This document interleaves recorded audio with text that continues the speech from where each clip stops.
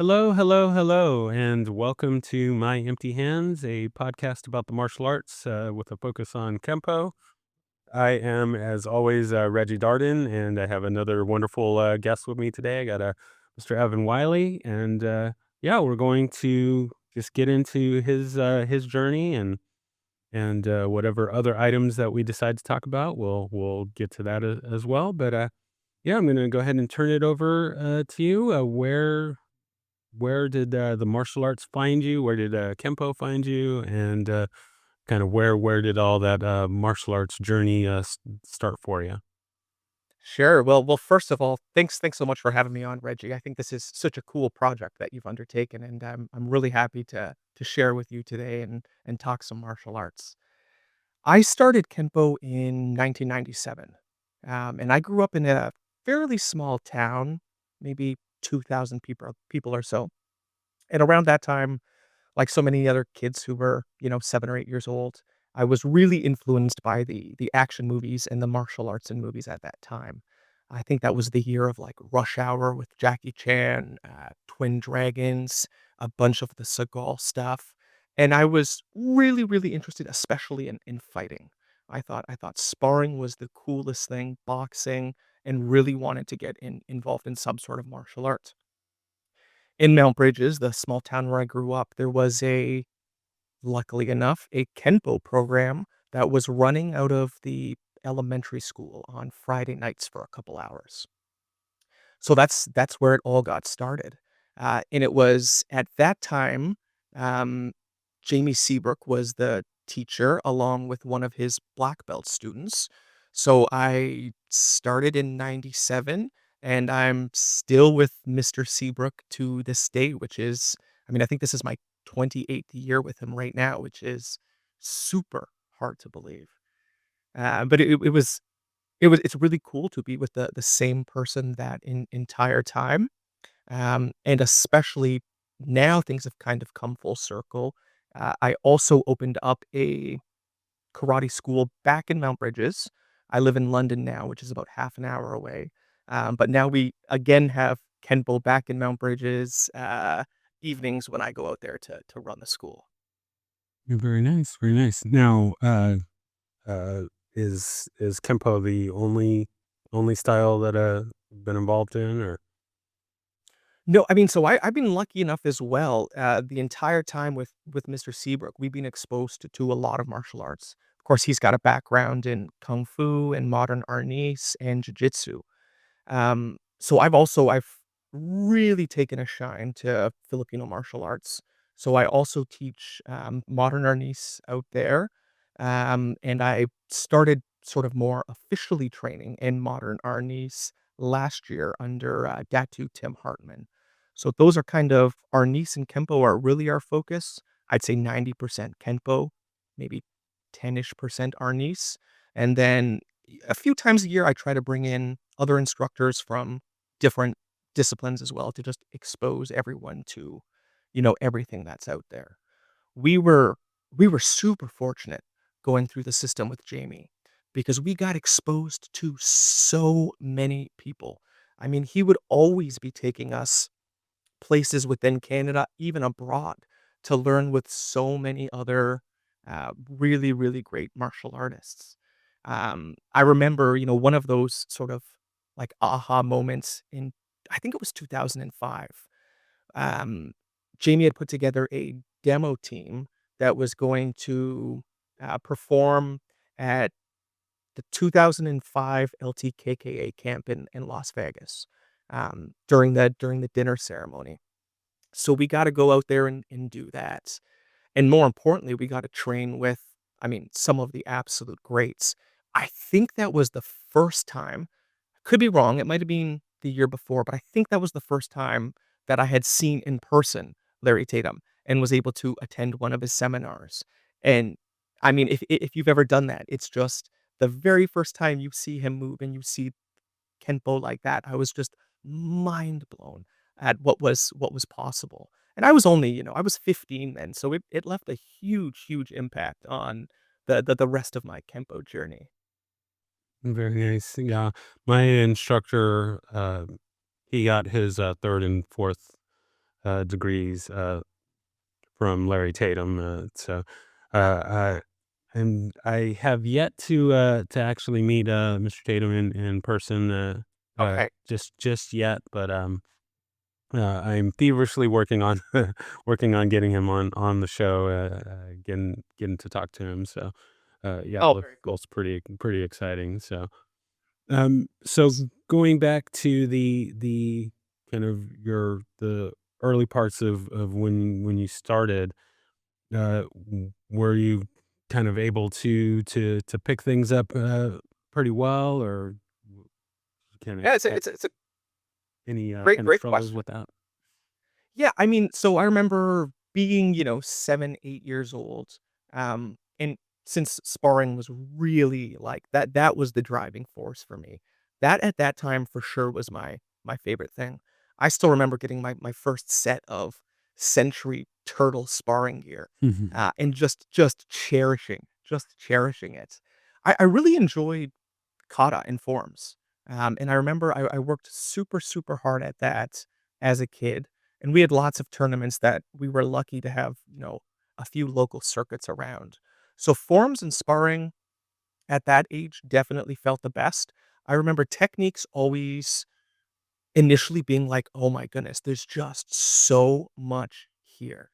So I would say from, 7 until I think I got my junior black belt in 2005, 2004. And up until junior black, I remember just being like, "Oh my goodness, these techniques are tough." Keeping everything straight and really trying to not only have the moves memorized, but have them work for you was just such a tough piece of the system. But it takes time. I mean, with, 157 base moves, 96 extensions. I mean, even right now, it's something that I'm just constantly working at. But now, of course, the techniques feel good. I absolutely love and appreciate the body time to really work the kinks out. Yeah, I think it's crucial to be able to kind of work the techniques, work the basics, work all the different material on people, and instead of just kind of doing the quote unquote air karate, uh, Right.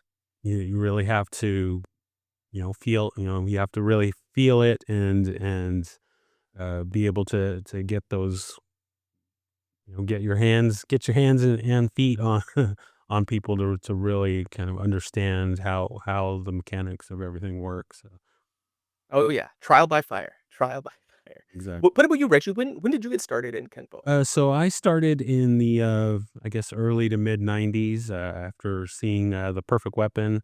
I uh, found a school and got hooked up. Actually, my best friend and my best friend actually started before me, um, but I would be at the school every day from when they opened till when they close, and I watched every class, and I was just trying to kind of soak up what I could, and then my friend would kind of sneak off and give me things here and there. So when I finally got to start myself, I was probably pretty ahead of the game, um, and I just would be at class as much as I possibly could, and which was pretty much every day, and Nice.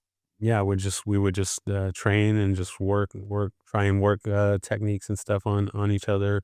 Um, the school that I started at was a basically kind of followed the Tracy's curriculum. Okay. Although I wouldn't say we were actually a Tracy's school, but that kind of uh, curriculum was what we did. So we had 40 techniques per belt, which My goodness. yeah, Easy, right? is a lot to pick up on. Um, although in contrast to my training now, there even though we had more technique, so I'm on my current training, I'm doing the 16 technique curriculum, Very And, nice.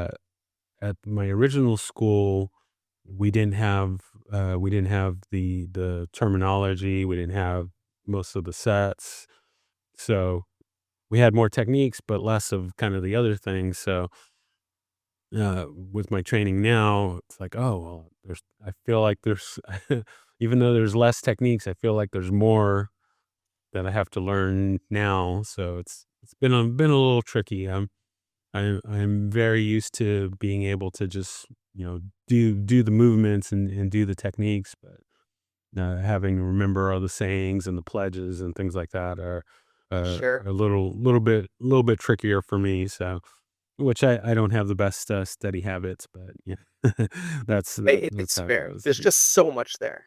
Yeah, yeah, it's a big journey, so, um Oh, good for you. I wanted to, so since you were training at a young age, and the thing, something that's kind of come up in just kind of recent times, or looking at the current kind of generation. So yesterday on my Facebook, I came across a, I don't know, I guess a little meme or a little picture or whatnot of a some parents, and they were bringing in their little kid, and it was like, "Oh, well, like, we want Johnny to learn some discipline," and, the instructors, getting them signed up, and, in the next panel of this image, it has, 6 months later, and it has, the parents, sitting with the little Johnny. This time, Johnny has, uh so in the first picture, the little Johnny has his gi on, and he's ready to go, and in the second picture, he's got his headphones on, and he's looking at his iPad, um, and the parents are like, "Oh, well, we're stopping classes because, Johnny's not interested anymore," and so for me, I am very much not into, uh, letting your children quit the martial arts, or just Right. kind of really quit anything at such kind of a young age, and before they've really got a chance to really let the process kind of work for you. So I'm kind of curious, in your training as a young person, kind of, did you have those moments of, oh, well, this is hard, so I don't want to do this anymore, or, and kind of how that aspect of it, or how your training, uh, maybe kind of compares to kind of the today's mindset of, a lot of the young people. They get into something, and then the second it gets a little bit too tough, they're ready to quit. And just kind of, what are your kind of thoughts on that? Oh, it's a great question. I absolutely love that. I was really fortunate actually. Since martial arts was my own decision, it had nothing to do with my parents. I wasn't pushed into it. At no time was there any pressure for me um to keep going or increase the intensity. Now, that being said, as a result of both that and, the other big component is the school you're at and the teacher that you're with. That can play such a tremendous role in the longevity of the students. So I never faltered in those 28 years. There was never a time where, I wanted to quit or I was getting bored. Truthfully, though, I chalk most of that up. I mean, you probably know this from other areas as well. Good teachers are hard to find. Good teachers are really hard to find. Great teachers are 1 in a million. And luckily enough for me, Jamie was one of those 1 in a million. And I think he also found a way to always keep things fresh, even as kids. So, we used to have one class a month that was always a super special topic. And I remember for the kids, and I mean, it's something even I do now at my school, that was something tremendous to look forward to. No matter how hard your forms were or wherever you were in the curriculum, once a month we're gonna have this super special topic. Sometimes with Jamie, it would be like for a whole year, Thursday nights, we're gonna do jujitsu. Or Thursday nights, we're gonna learn like a super high up Kenpo form or one of the set twos. We did a year of nothing but FMA on Thursdays. And I feel like that was such a smart idea because it gave you something to look forward to even when you were definitely down and in the trenches with the material that you were at. I recognize I'm super fortunate in that regard to have been with, like, a teacher like that, but I think that made a huge difference. It always kept things fresh, and stuff never got stale. Had we not had that, I mean, I really don't know. Um I can see, especially as, a teenager, young adult trying to get through this really tough curriculum being like, "Okay, I mean, where is the end and how do I keep myself motivated?" So I think that made a huge, huge impact. Yeah, that's one of the things that I love about Mr. Seabrook is that he is all about keeping things fresh, keeping uh, going at things at different angles, and kind of really making the training worthwhile and not stale, and uh, Yeah. because Kempo is always evolving, and uh, the fact that he's doing things with, adding in the FMA, adding in the jiu-jitsu, and just keeping it moving, I Yep. think is something that makes it much easier to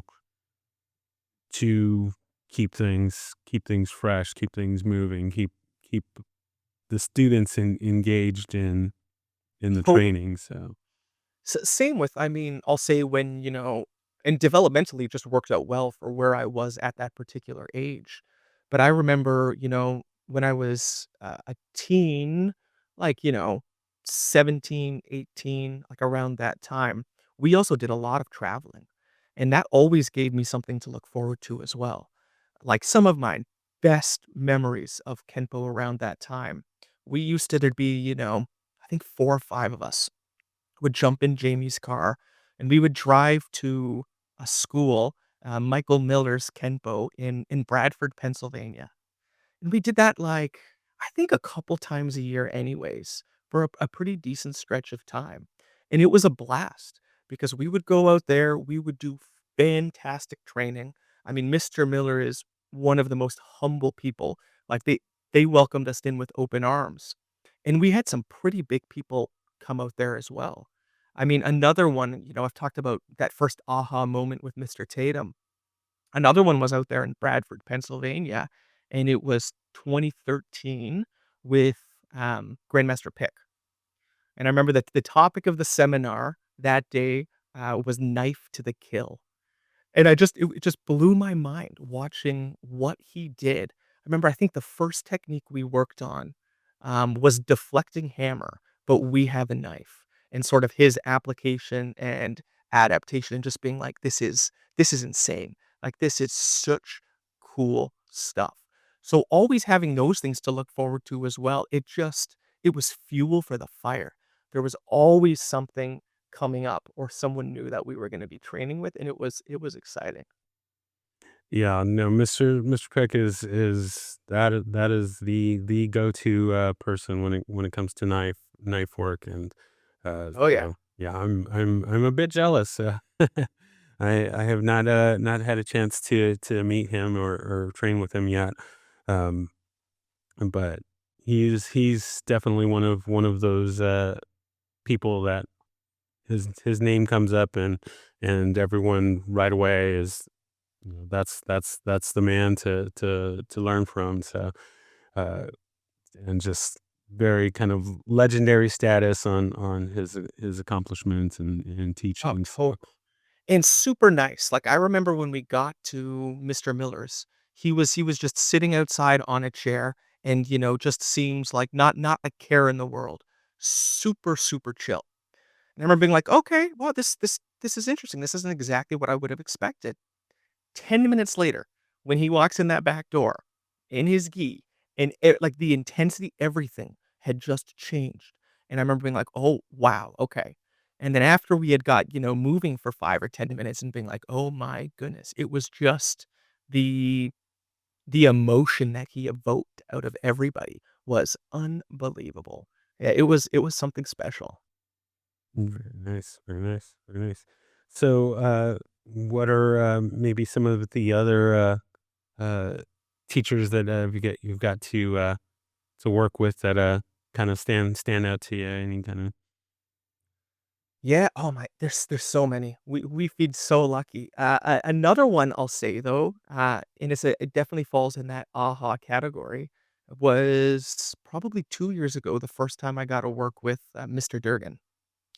And again, seeing him move and the adaptation and application of moves, it was one of those jaw-dropping moments, being like, "This is so refreshing and cool to see a completely different spin on a lot of moves." I mean, he still does like, so much of the Kenpo that, you and I may do, but he has a lot of differences in terms of extensions and the contact manipulations off of the base moves. And I hadn't seen a lot of that piece of the art per se, and that really stuck with me. I mean, it was like, wow, we can really go in a lot of different directions from here based on those manipulations. So yeah, Mr. Durgan has been a big influence on where I see my Kempo going as well. very nice, very nice. Hey, so can you talk a little bit about the transition from going from the kind of the junior side of it, the junior black belt, and into the adult curriculum, and kind of what were your experience with that, and how did that transition go for you?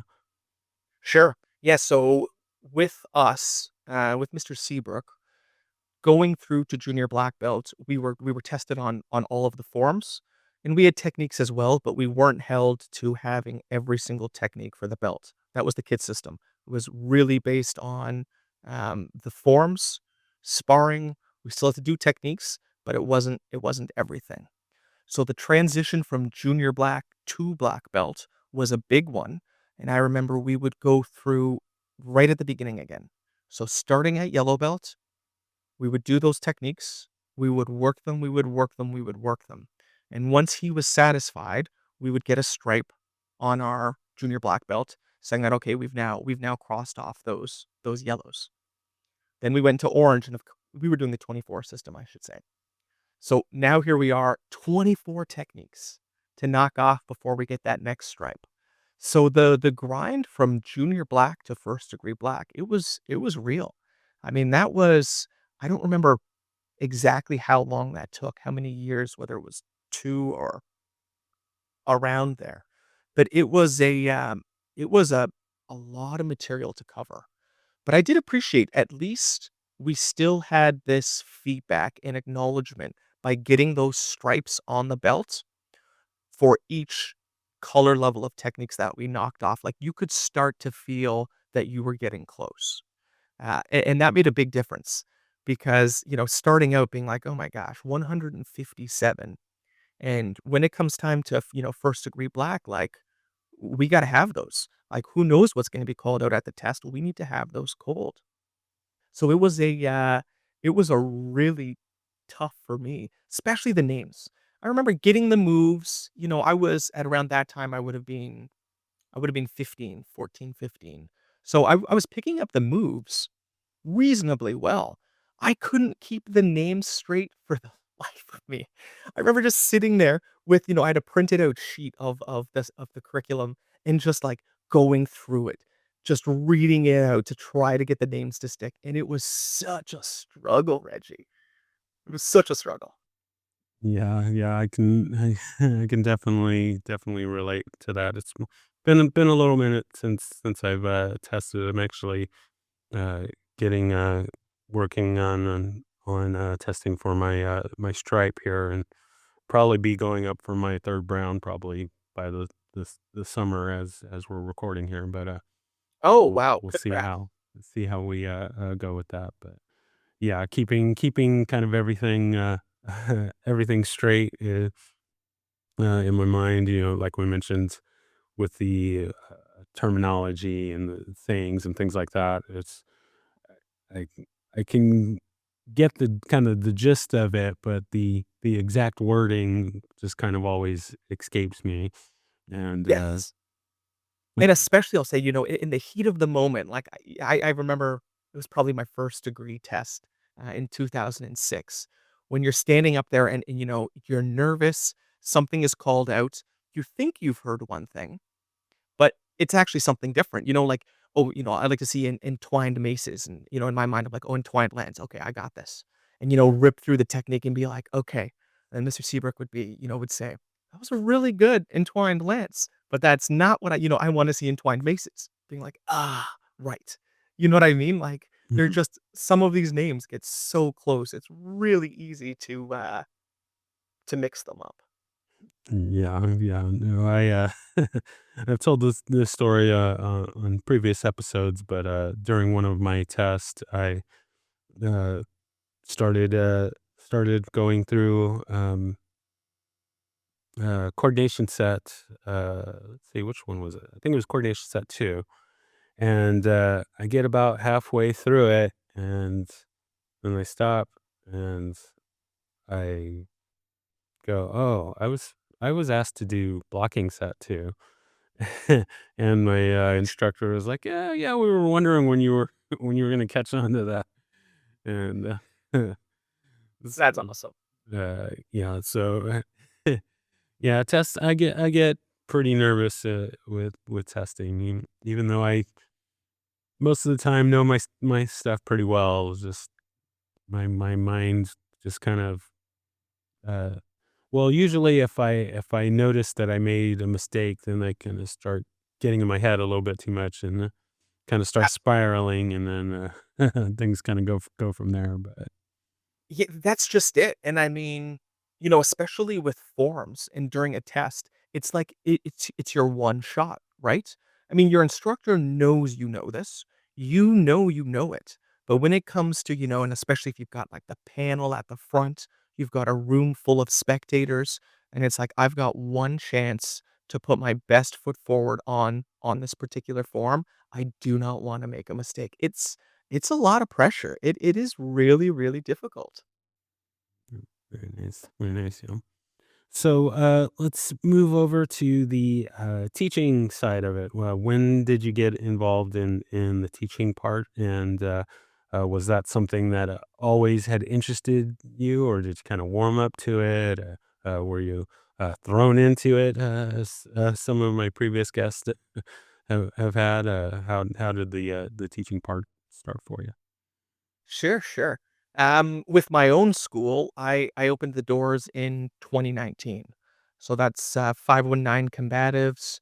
We opened in January of that year. So that's when sort of me on my own with my own school started. But really the seeds were sown well before that. I didn't necessarily as a kid ever expect to become an instructor or to teach. I remember probably around, 2007, 2008 when I was 17, 18. Um, Mr. Seabrook was away at a conference or something had come up, and he needed someone to run classes. And every now and then when he'd be away, he'd ask one of his black belts, get them the opportunity to teach all of the classes for that week. So I remember that was my first time sort of at the helm. No one else is in the room. There'd be times before that where we would help out with a class and we'd break out into groups and sort of that was the earliest levels of teaching, but still very much under the supervision of Mr. Seabrook. But that first time that I ran classes for him, I remember I honestly probably didn't sleep for, like, 3, 4 days before the classes, and I was just so nervous. I knew exactly what I wanted to teach. There was a beginner class, an intermediate, and there was an advanced class. Um, and I knew everyone at the school very well. So there wasn't like it was strangers. but oh boy, was I nervous. Um, and I remember after teaching that Thursday night, coming home and being like, "Oh my gosh, that went so much better than I expected." And that was so fun. Like, even though I had all of these ideas and plans for what I wanted to go through. I mean, we did some of it, but then it was just this, give and take of someone would ask a question, we would adapt, and it just ended up being this really great experience. And I thought, okay, this is something I could totally see myself um, doing at some point in time. So then in 20 um, 2019, actually, I guess a little bit before that, probably 2018, 2017. I remember looking for a place, to run classes out of, and it was so hard to find a location. And I knew, if there was nothing in Mount Bridges where I had grown up, it'd be so great to bring Kenpo back to that community. And I remember checking, the community centers. We had some legions. I couldn't find anything. And then 2019, there was like a small boutique gym that had opened up. I mean, it was small. It was open floor space, like kind of equipment on the outside, but like, I don't know, maybe like 500 square feet of space, maybe super, super small, but it was open mats, open floors. So I thought I'll talk to the owner. So I did that, and they were super open to it. At that time, I started on Saturday mornings just running a single class out of there, and it was a total throwback to, 2007, 2008, the nerves, just being like, "Oh my gosh, everything has to be perfect. I'm so nervous." But it went well. Again, it went really, really well. After about a year, it started to build up, especially I started with adults. And then I started getting inquiries for a lot of kids. So, yeah, we currently have, I guess, about five classes, 5 different groups, primarily kids. Difficult thing was starting in 2019, of course, things got turned upside down pretty quickly after after opening the doors, in 2020. But, I mean, we adapted. We had to physically lock down for whatever that was, a year or so, but we kept it alive on Zoom for a lot of people, which made a big difference, and then when I could start being outside and teaching outside, miraculously, all the students stuck around, and, um, and yeah, now we're just sort of going full swing out there a few nights a week. Very nice. With the shutdowns, I mean, were you concerned about potentially having to kind of shut down? Were you able to embrace the remote learning, or uh, so kind of when I was first coming up, and maybe even now still I kind of see that, but uh, there was a lot of resistance to remote learning, and which, there wasn't, of course, as much as there's now, but Right. and just kind of what was that the initial feelings and thoughts about, how are we going to proceed with the training, with things getting locked down, and Yeah. Oh, I mean, I was definitely nervous. I thought for sure. I thought no one's gonna stick around, even if people decide to take a break. I thought this is gonna be tough to get them back in who knows how long. I mean, it was that really big unknown. I did know though, even if I had 1 or 2 people stick, so long as I could cover the rent, I was gonna be back there. As long as we could do that, it didn't matter whether I had 2 students or whether I had 40, it was gonna be a go. But the Zoom was a big question mark too. I mean, I didn't have a lot of space, at that time to be doing Kenpo at home. I remember I had this was like basically a tablet for a computer, and thought, "Okay, how is this gonna work? Like, how am I gonna keep people engaged when I'm not even in the room?" Like, they're in their own homes, in their bedrooms, or wherever, like, the distractions are gonna be immense. But it's funny. I so we did that, and it actually worked out quite well. Of course, it was all primarily, like a lot of forms work that we did. Some techniques, but techniques were difficult to, I mean, especially for like the 8 to 10-year-olds to explain and the angles on camera. But the forms we really kept going strong. And it was funny, I had a few parents reach out to me at various points after we had started this about how big of a difference it made, in their kids' lives. That, everything had been taken away from them. I mean, they couldn't even see their own friends effectively, but they were so excited on, Thursday nights to log on and know that they were gonna be doing Kenpo and they were gonna still be learning their material. And I just thought that was the coolest thing because it didn't strike me that way. I thought, "Okay, everyone's just dealing." I didn't realize that for so many, this was still a h very much a highlight of their lives during a time when everything else had sort of been taken away. Nice. Now, do you still have a kind of remote online component to the teaching, or now that kind of everything is kind of quote back to normal, is just strictly in That's a person great now? Or question. Yeah, it basically is. The only difference is, I have a couple of students who moved away, and they have no Kenpo where they are. I mean, some of them are in pretty rural areas, and there's just nothing. So I've agreed to, to continue working with them over Zoom. It's only a couple of students, but otherwise, since we're local, everything is back in person.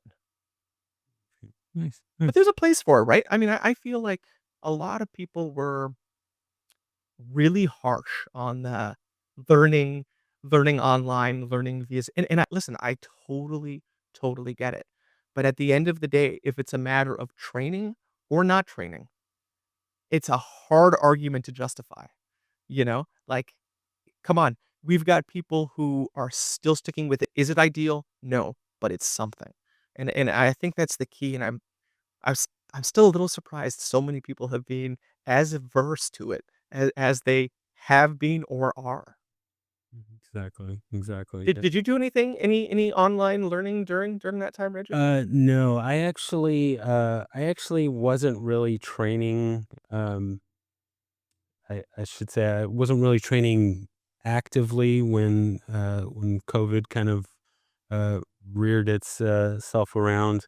I had uh, I well, so I stopped training kind of formally Kempo when I left for the military in '96. I did while I was in the army. I did some hapkido and some taekwondo and some boxing and stuff, and just kind of trained on my own. And then I got involved in capoeira and was kind of Nice. really focused in on that.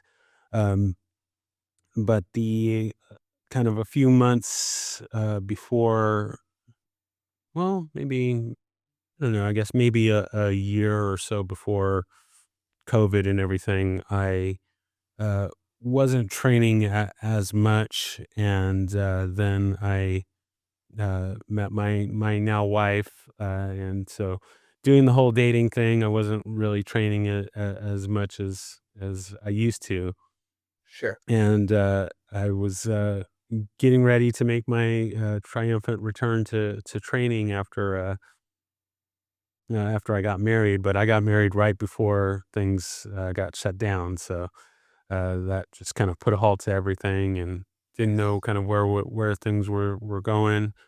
And I was about to get back into it, and then kind of the new variant or whatever that kind of first evolution of the whole situation uh, kept me from training again. So yeah, I would have had I really kind of thought about maybe trying to do the remote thing, and I probably would have been all into that, but Sure. uh, and then also I hadn't really gotten back into Kenpo at that point, um, so yeah, I didn't really do much in the training, during the whole kind of shutdown and everything, but kinda once we got past that, then, I was all in and, now I'm, training 5 arts, currently, so, uh, Love it. it's, important to have a very, supportive spouse to, That's right. when you say, "Oh, yeah, I'm gonna sign up for this class now," and, so there's not enough hours in the day for everything, but trying to get That's funny. there. I like the supportive spouse piece. Against all better logic. When I was getting ready for my 6th degree test, over the last year, and I'm lucky enough, Matt Trejo's not far away, so, we get together all the time, but I was really wanting to get reps in. So my wife, she actually has she has a black belt, from way back. She doesn't really train it anymore in a traditional style. But I was like, "I really need an Uki." So she would be downstairs with me, and she would be my Uki for, some of these nasty Kenpo techniques. I remember everyone being like, "Do not do not ask your partners, your wives to stand in and be your Uki." But you know what? She did it, and, she hasn't kicked me out, so it worked this time anyways, Reggie. It worked this time. Well, family that trains together stays together, so, Yes, true. it can definitely work. Definitely work. Yes, yes. I'll also say, you know what, about the whole Zoom thing and being online, from a teaching standpoint, I also feel like I gained a ton.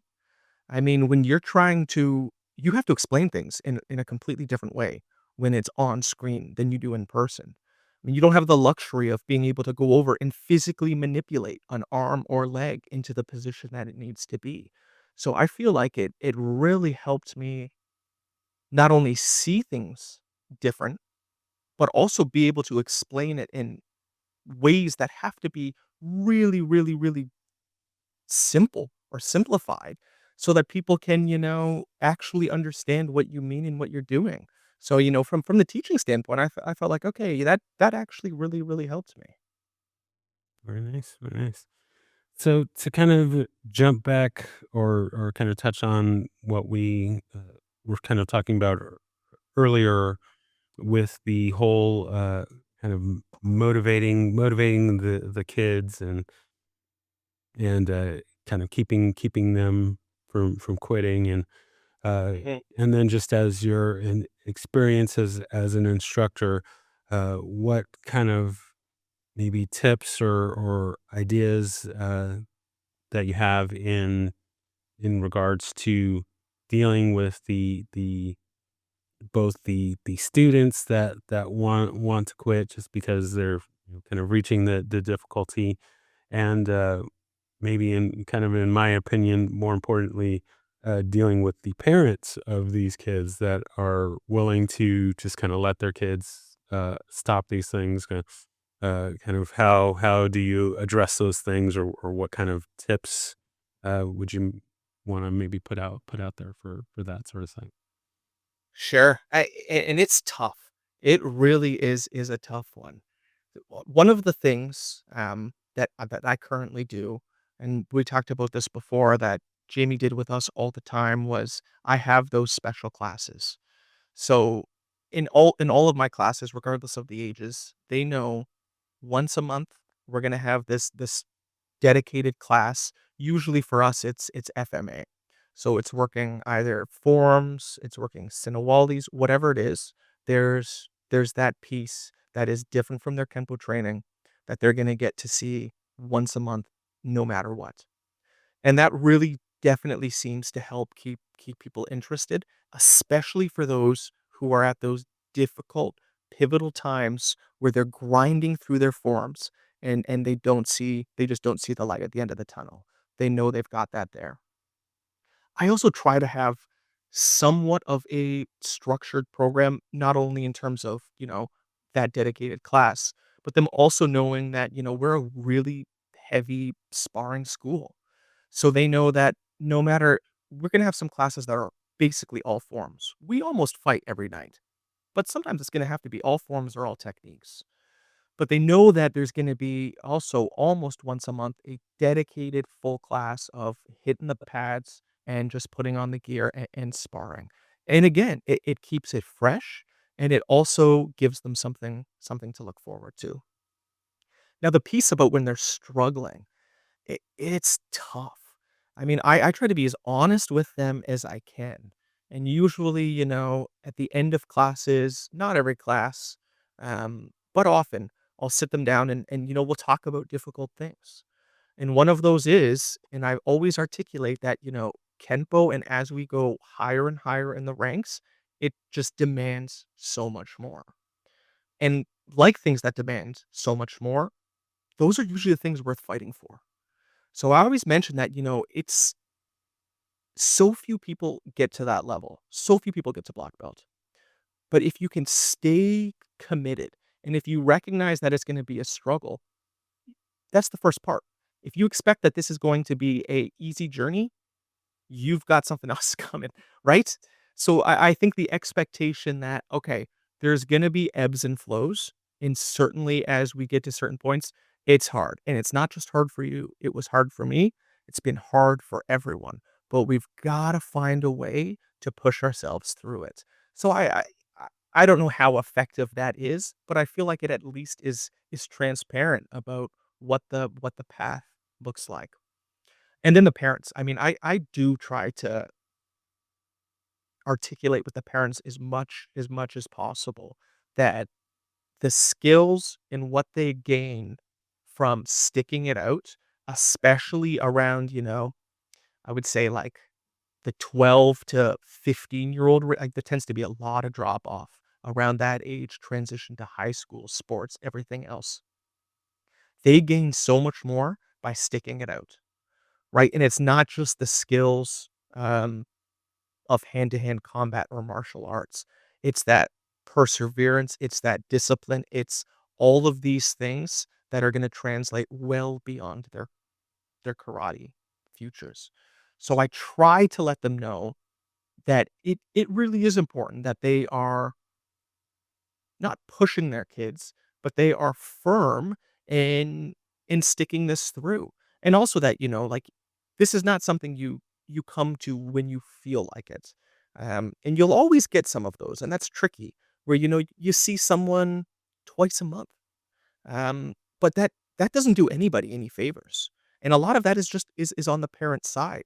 There has to be this acknowledgement from them that they are also a key piece of this journey. And you need the structure and you need to keep them there as best you can. Now I get at some points someone might say this isn't for me, and it's tough to motivate and keep someone in who feels like there's nothing for them or they've lost all interest. But I think the parents can also do a lot more in those cases to just try and rekindle that motivation. I like it. I like it. Yeah. Yeah, it's a struggle, but it's a worthwhile struggle, and there's so many skills that you get from the martial arts that it's a shame that there's so many parents and young people that don't don't grasp that and kind of let that fall by the wayside, and I think Yeah, we'll that's it. be a lot better off uh, having more people stick with it and train and get those skills, life building skills. Right. The tough things, that's what I keep saying. The tough things are worth fighting for. And they're going to experience it in school. They're going to experience it in team sport. They're going to experience it in post secondary. I mean, you can't just throw in the towel and expect to be bailed out in all of these situations. The tough things are worth fighting for. All right, so we're gonna move on to our lightning round here. Got a few little questions to throw at you as we head towards wrapping up. So the first one being, do you have a favorite technique? Oh, the favorite technique. You know what? I really don't have a favorite technique.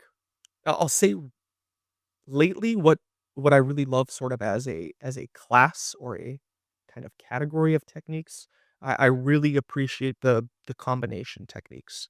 So if we think like, I mean, you're working at some of the brown stuff like the double punches, the jab cross techniques, circling fans, protecting fans, entwined maces, unfurling crane.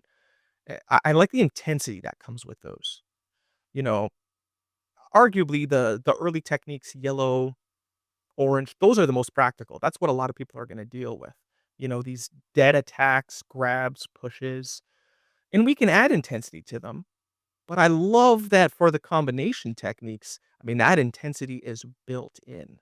So, yeah, I'd say it's probably I couldn't pick one, but it would be sort of that category of things. Gotcha, gotcha. Yeah, that's a nice one. I like that. I like that. Right. Next question. Do you have a favorite form and or set? Ooh, yes. I mean, that one I definitely do. On the form side, it's tough. I'm a huge short form 3 fan. I used to, especially in tournaments, that used to always be my competition form. But I will say, long form 7 would be my favorite form. And I know that that form gets a lot of flack from a lot of people, but it's a beautiful form. And the application of the Kenpo techniques with 2 sticks, and even how we're picking up the checks and, like, the way we're manipulating our opponent, long 7 is, long 7 is special. On the set side, um, that's an easy one for me, that's stand set 2. Stand set 2, I think, is just phenomenal. I mean, especially at getting everybody to sort of realign their upper and lower halves, like, everything is working in unison. And I remember actually the very first time I learned stand set 2, it was from Jill Tatum. She was doing a seminar, and she that was even the first time I had seen the set. I remember being like, "This is different, like, this is totally, totally different." And I love that one. It's like a warm-up set all the time for me right now. Do you Yeah, have a I favorite, think. Reggie? What's your favorite? Yeah, two things. One, believe. Well, when I started doing this show and I started asking that question, I was kind of surprised how much love the stance sets were getting, and if I remember correctly, the artist formerly known as Brittany Tatum, uh, um, she's now married, so. Um, I believe she chose, Stance Set 2, Oh, as very one cool. of her favorites. I believe also Barbara White, I think, also picked that. There was a few people that had mentioned that, so I was kinda surprised by that. Oh, Um, interesting. and then as for me, I have a quite a, uh, partial, partial, I can't think of the word, partial preference, to book set. And Oh, nice. I Yeah. believe when I was speaking with Mr. Seabrook, believe I told him that kind of one of the things that I was happy to notice when I discovered him is that I was looking for videos of people doing book set, and I think his was one of the first ones that I came across, and Oh, that's um, awesome. so yeah, I'm pretty partial to book set and Tiger and Crane, um, Mhm. which the American Kenpo, some of the American Kenpo folks may be like, "Oh, well, those aren't Kenpo forms." It's like, I don't care. Yeah. I learned them in well, I learned book set in a Kenpo school, and Nice. it's that's probably one of my go tos, and uh, until I can uh, until I can get someone to teach me Tiger and Crane Yeah. and short four, which Nice.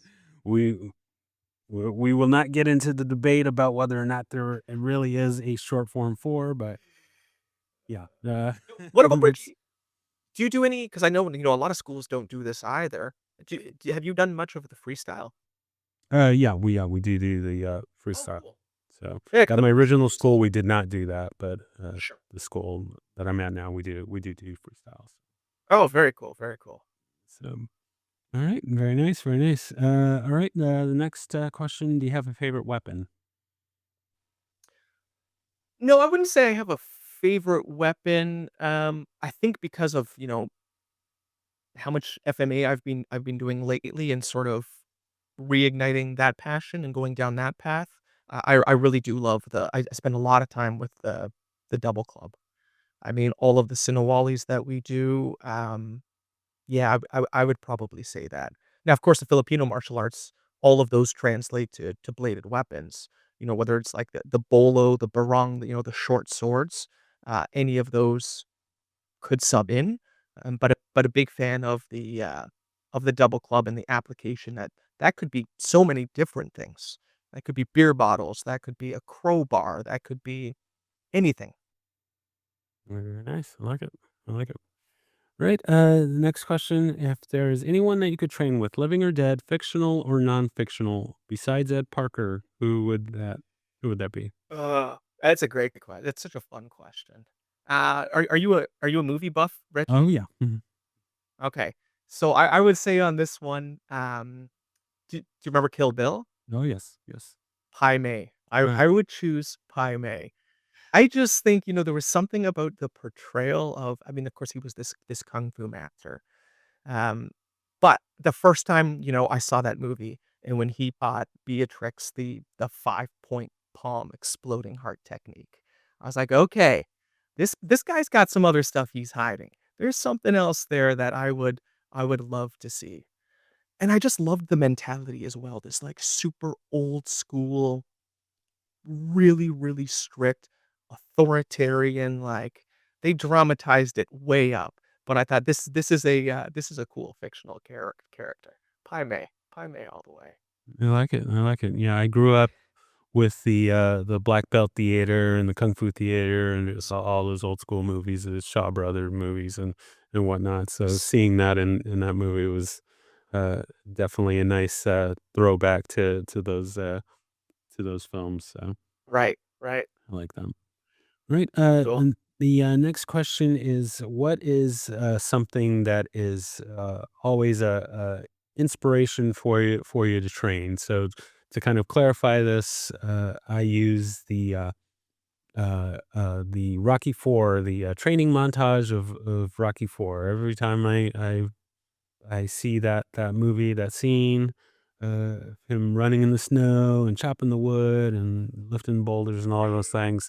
I'm ready to hit the mat and get the training. So, what is something like that for you? And it could be anything: movie, music, a person, a book, a video game, whatever it is that just consume it, and you're ready to get training. What is that something for you? Oh, super cool. No, I like that. I wouldn't say there's necessarily a movie or anything pop culture wise, though I mean, so many scenes in Rocky you can't watch without being like, "Alright, let's get to it." I will say for me now though, one of the, if not the biggest motivation is still every time that I teach.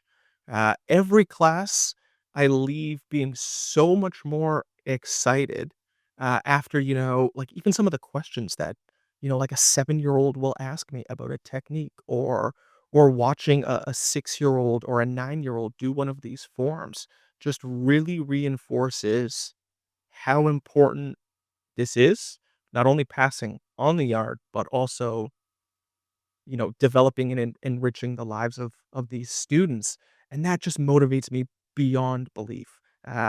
Watching my students move the way they do, ask the questions they do, it gets me excited. Very nice. I like it. I like it. All right. So we have now reached the point for shameless self promotion. So you can plug anything you'd like, or uh, anything else that you wanted to get out there you wanted to get out there for today.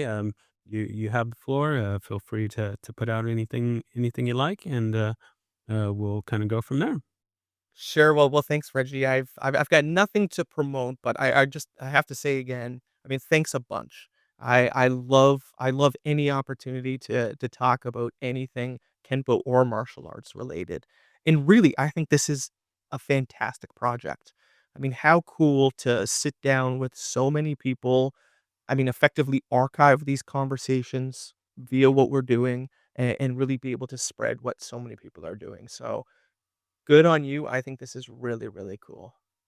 Very nice. Yeah. No, thank you so much for taking the time to tell me your story and kind of get on some other items. We'll definitely have to do this again at another point and kind of drill down on some more specific points. But yeah, I just thank you so much for taking the time to be on, and I can't wait to get this shared out to my dozens of listeners, and we will definitely have to do this again.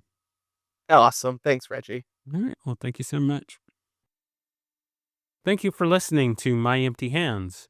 If you enjoyed the show, please share it with a friend. If you didn't enjoy it, please share it with an enemy. If you'd like to be a guest, or if you would like to recommend a guest for the show, please email me at podcast@talkingkempo.com. Thank you.